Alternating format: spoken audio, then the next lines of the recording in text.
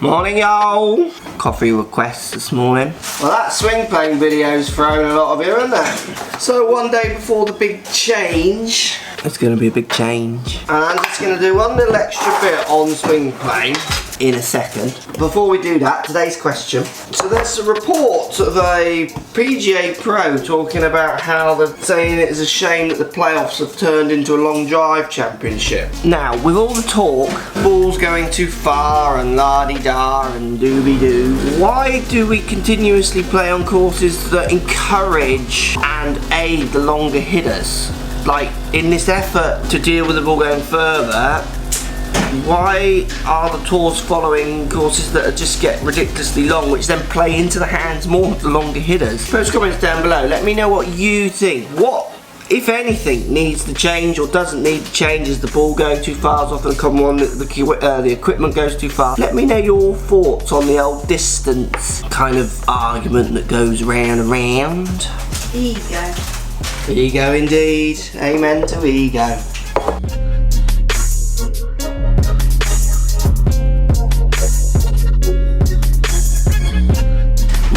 Swing plane. Right, I've got my iPad here and I've also got a fan to try and move this swing plane discussion on. So the white line there is club path. Now my iPad sits along this line. Now it doesn't matter if I lower this angle, flatter, lower swing planes, or if I even go 90 degrees upright, it stays on the same path. The path isn't changing, but this plane idea is. And then the same here with the curved angle of my fan. So this part on the way down is pointing more right, yet the angle of the fan, so the plane of the fan stays the same, and then on the way through at the front here it's going more left. So get your iPads and put them along a straight line, move them flatter and more upright, and see how the straight line at the bottom does not change. For the people who are struggling to kind of understand this concept, hopefully that makes it a little clearer. Let me know, hit that comment section up, let me know if that makes sense. Today's swing complaining of starting the ball straight and then cutting off to the right with long clubs. He sent me a video here of his driver. There's lots of good movements in here.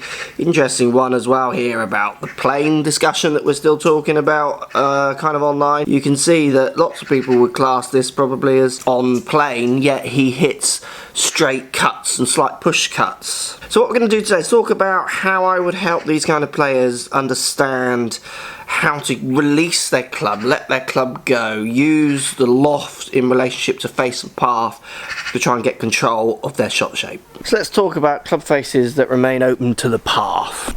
So a club face that people think is open to a path is often thought about only via this twist. So what I mean by that is people will think of the club pointing down at the ground as closed and this one up at the sky as open. So we're actually talking about around the axis of the shaft twisting. But this player's swing, as you look on the video, seems to be okay in that relationship between open and closed, pointing the face up and down to the sky, down to the ground. I have a lot of success with students thinking more about open and closed when we talk about having the handle forwards or backwards from the head, so trying to get things to line up to try and control face the path. Because often what I find is that when you start talking about only twists, that compromises loft as well. So if I was to make a swing and I was to set angles into my swing, which everyone does, the head overtakes the hand, at some point they've got to catch back up. Things have to realign to a certain extent. So if I put these angles in and then get my path moving left, say, so slightly left,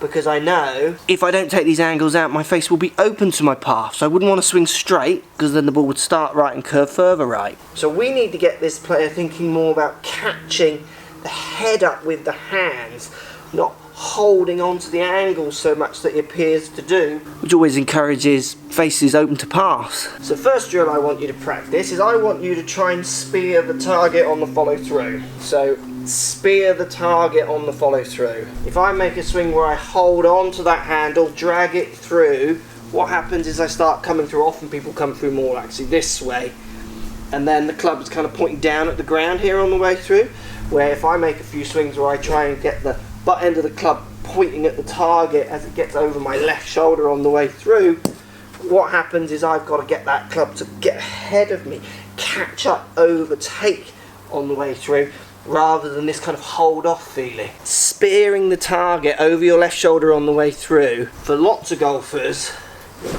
definitely changes their face to path relationship, while at the same time doesn't muck around with loft.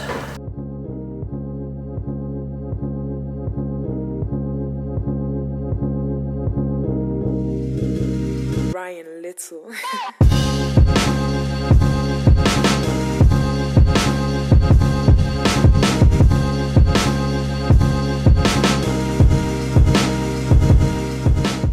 Let's answer your questions. Hey Mark, my question is about the tension between experimentation and trying to groove one stock shot. What would you say to someone with a limited amount of practice time? Do you continue to experiment, or do you try to get that one shot down? Okay, thanks. Bye. Now this is a really good question, because practicing those skills is what's going to help you out on the golf course, but at the same time you do need a functional shot that will allow you to get round, be confident you're going to keep it in play rather than experimenting every time. And I think it's a bit to do with personalities as well. I mean, you know, Bubba's personality chooses for him to play the way he plays, where Montgomery chose to just play with what he's got. So good practice regime for these kind of players who want to experiment but at the same time are searching for that steady shot is to split your practice up. So do a percentage of it where you are trying to hit your practice positions, your ideas, your repeatable swing that you might call it. Then do some practice where you experiment, and then again maybe finish on some practice that gives you confidence, which might be more experimenting, but it might at the same time be finding that kind of gaming shot. When I used to play in tournaments, I like to finish a practice on some shots I knew I was going to have to hit in that event, on that course, off that first tee, on that third tee that I was thinking about that I needed to get through, those kind of ideas. So I think splitting your practice could really help. Right, this is the game changer. This is the one that if we can get the player to separate loft, face, so where it points, and path as three different things that can be used together, separately, or a combination of, then you've won. So look, the game I play with students is I ask them to hit the ball to the right but at the same height that they're hitting, and to do that I want them just to feel like they're delivering the handle ahead of the club. Because if you think about that, if my face is pointing say this way, if I turn the club around to point at the camera, the loft hasn't changed, it stayed the same, but this face is 90 degrees right of this face. Other ways I could do it, if I have the face here, I could twist the club this way 90 degrees right of where it started, but I add loads of loft. So the trick is getting them to hit with a face open to a path and close the path, but can they retain the loft, so get the same trajectory of shot? So they find the right one really easy because they do that naturally anyway,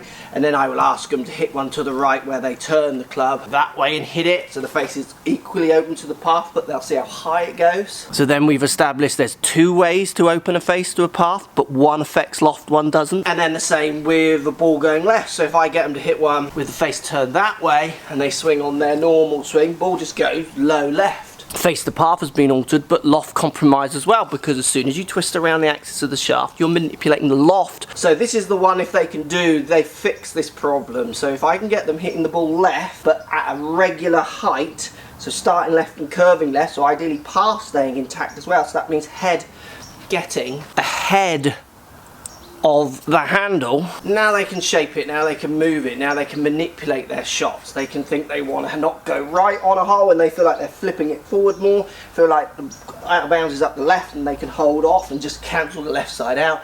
And then hopefully somewhere in between that, they find that kind of marry up. That's the skill. That's the skill that good players are doing on the course every day. They're able, even if they can't articulate it, to separate loft, face and path and use one or two or all of them in combination if they need. Golfers out there trying to get on plane, trying to get the club face in the perfect position, are often only controlling one aspect, and more often than not they're not actually controlling any of the aspects they think they're controlling, just looking a bit prettier on camera.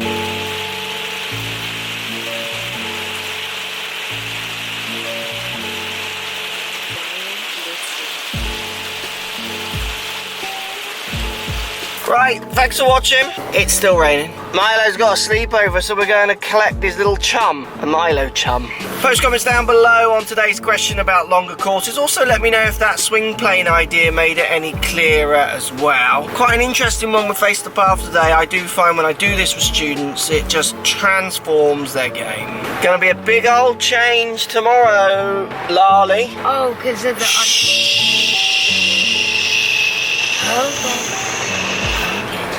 Big change tomorrow.